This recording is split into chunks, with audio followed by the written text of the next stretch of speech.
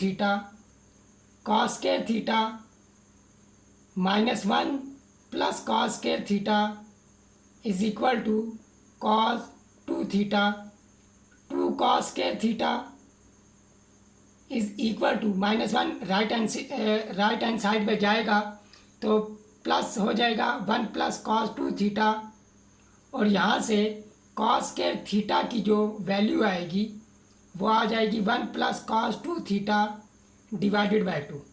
याद रख लें कि जब भी हमें कॉस स्क्वायर एक्स का एंटी डेरिवेटिव मालूम करना होगा तो हम हमेशा यही आइडेंटिटी यूज़ करेंगे।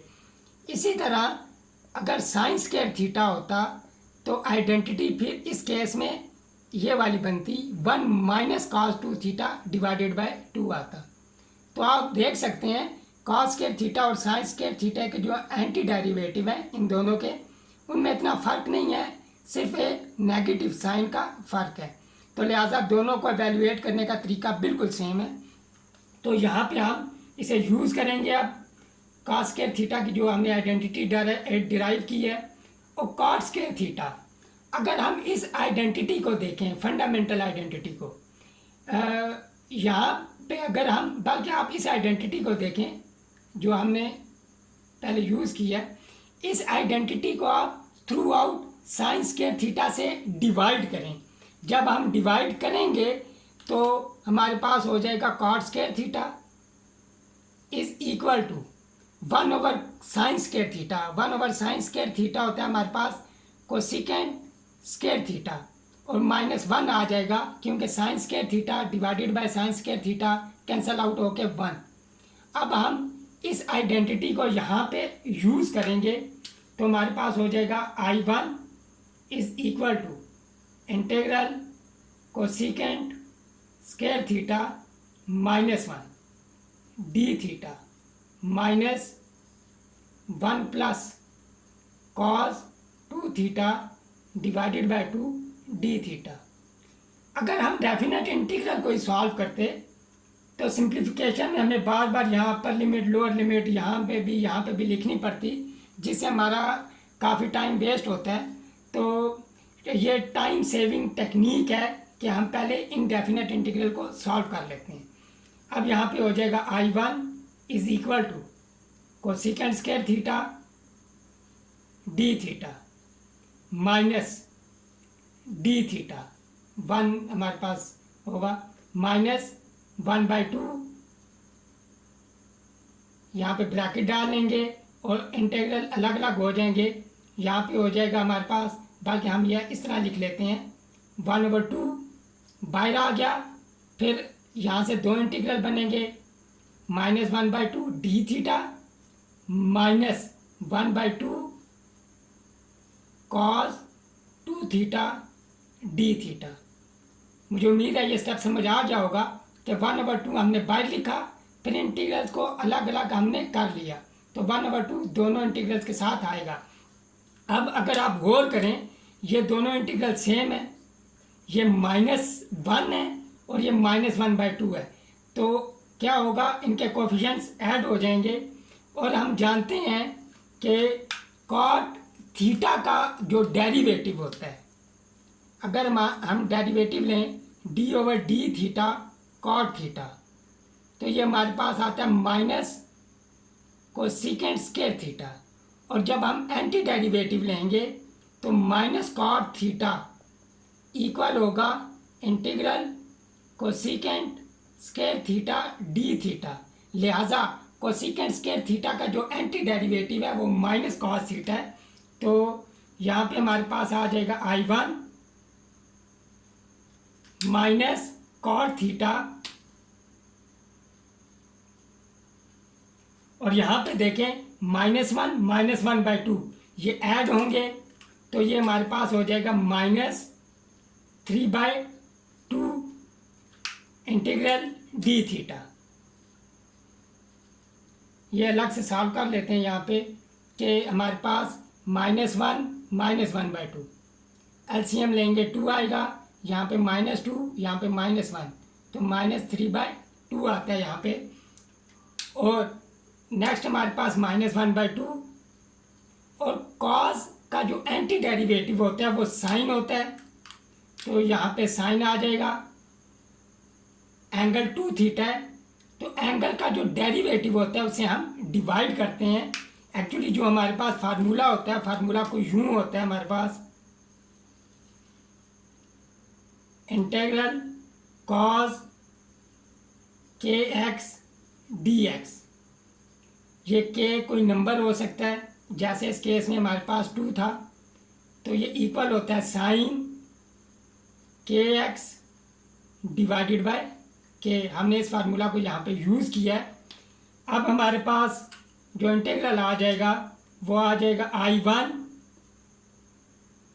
Is equal to minus cot theta -3/2 theta -1/4 sine 2 theta. ये हमारा जो इनडेफिनेट इंटीग्रल है वो अब एवेल्यूएट हो गया है। अब हमने जस्ट सिंपल यहाँ पे लिमिट को अप्लाई करना है। अब हम लिमिट अप्लाई करेंगे जब, तो आई हमारे पास हो जाएगा ब्रैकेट माइनस कॉट थीटा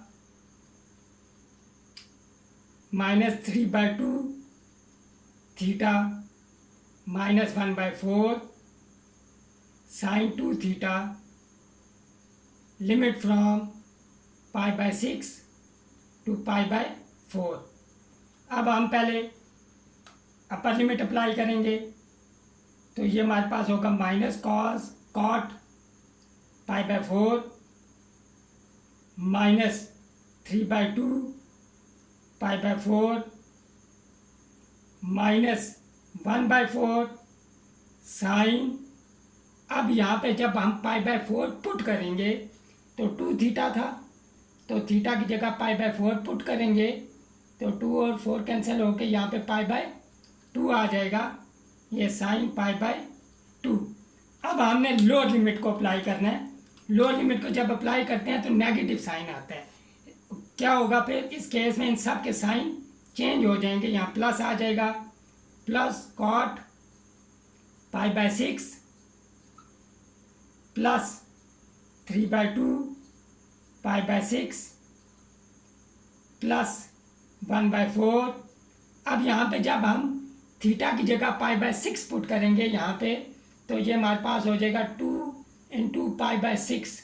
2 और 6 कैंसिल आउट होके यहाँ पे हमारे पास π/3 आ जाएगा, साइन π/3। अब हमें जस्ट सिंपल वैल्यूज़ पुट करनी है, तो I is equal to cot π/4। tan π/4 हमारे पास होता है 1 के इक्वल, तो कॉट π/4 भी हमारे पास 1 नहीं आएगा, क्योंकि रेसिप्रोकल लेना होता है। tan और कॉट एक दूसरे के रेसिप्रोकल फंक्शंस हैं, तो जब 1 का रेसिप्रोकल लेंगे तो 1 नहीं आएगा हमारे पास। माइनस यहाँ पे हो जाएगा 3π/8, 2 4 8 हो जाएगा, माइनस साइन π/2 1 होता है, तो यहाँ पे 1/4 × 1 1/4 ही हो जाएगा, प्लस कॉट π/6। अब कॉट π/6 हमारे पास होगा, कॉट π/6 होगा हमारे पास cos π/6 divided by sine π/6। Cos π/6 यानी कि कॉस 30 डिग्री। कॉस 30 डिग्री हमारे पास होता है √3/2 divided by sine π/6। Sine 30 degree होता है हमारे पास 1/2। 2 और 2 कैंसिल हो जाएंगे, तो यहाँ पे हमारे पास प्लस √3 आ जाएगा। फिर यहाँ पे 3 और 6 कैंसिल आउट हो जाएंगे, प्लस हमारे पास π/4 आ जाएगा, प्लस 1/4 और साइन π/3। साइन π/3 होता है साइन 60 डिग्री, और ये इक्वल होता है √3/2। 2 और 4 मल्टीप्लाई होंगे तो यहाँ पे 8 आ जाएगा हमारे पास। अब जस्ट सिंपल इसे हमने सिंप्लीफाई करना है,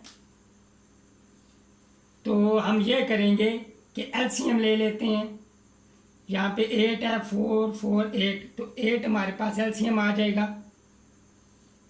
I is equal to 8 LCM आ गया और हमारे पास यहाँ पे -8 आ जाएगा और फिर यहाँ पे -3 पाई आ जाएगा और यहाँ पे हमारे पास 4 2 ज़ार 8 और -2 आ जाएगा। यहाँ पे हमारे पास +8 √3 आ जाएगा।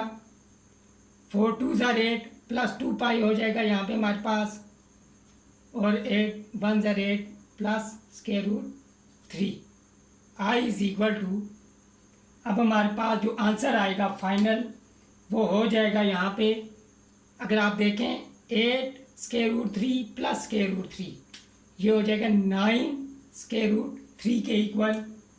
-8 -2 ये हमारे पास -10 हो जाएगा, ये भी सॉल्व हो गए हैं। -3 पाई +2 पाई ये -पाई आ जाएगा डिवाइडेड बाय 8। हमारा जो डेफिनेट इंटीग्रल था उसकी वैल्यू ये आ जाएगी, जो एक डेफिनेट वैल्यू है और यूनिट आ जाएगा स्क्वायर यूनिट। अब हम इसकी ज्योमेट्रिकल इंटरप्रिटेशन देखते हैं कि इस क्वेश्चन की ज्योमेट्रिकल मीनिंग क्या है। ये जो हमारे पास ये आपको कर्व नज़र आ रही है ब्लैक, ये हमारा जो फंक्शन है cos square theta cot square theta, ये उसका ग्राफ है और हमने एरिया फाइंड करना था π/6 से π/4 तक। π/6 जो होता है वो नियरली अप्रॉक्सीमेटली इक्वल होता है 0.5 के और π/4 जो होता है वो अप्रॉक्सीमेटली इक्वल होता है 0.8 के। तो लिहाजा इस केस में हमने फ्रॉम 0.5 टू 0.8 तक हमने एरिया फाइंड किया है अंडर द कर्व, जो ये बनता है हमारे पास। ये हमने एरिया अंडर द कर्व मालूम किया, रेड शेडेड जो आपको एरिया नज़र आ रहा है। एक्चुअली ये एक ब्रांच है, हमारा जो फंक्शन है ये उसकी एक ब्रांच है। ये इसकी बहुत सी इन्फिनाइटली मैनी ब्रांचेस ऐसे बनती है, आगे भी आगे ऐसे ऐसे, लेकिन हमारा कंसर्न सिर्फ इस ब्रांच से था क्योंकि हमने एरिया जो फाइंड करना था वो इस ब्रांच के अंडर फाइंड करना था। अब मुझे उम्मीद है आपको ये क्वेश्चन समझ आ गया होगा।